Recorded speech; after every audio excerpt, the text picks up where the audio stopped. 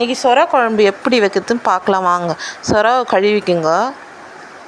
ஒரு வானலில் எண்ணெய் ஊற்றிங்க, கடுகு போட்டுக்கோங்க. அப்படியே வெங்காயம் தக்காளி எல்லாம் நான் மொத்தமாக போட்டு வதக்கிறேன்.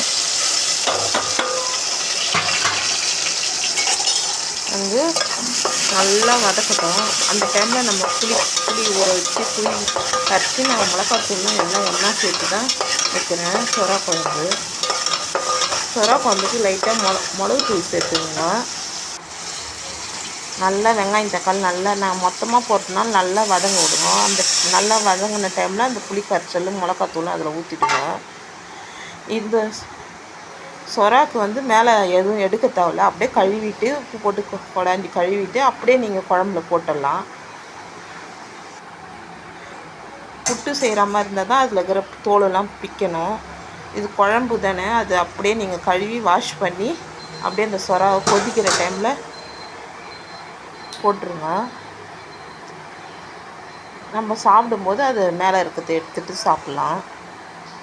கொதிக்கிற ஸ்டேஜில் நீங்கள் சொராவை போடுங்க. சொரா குழம்பு சூப்பராக இருந்தது.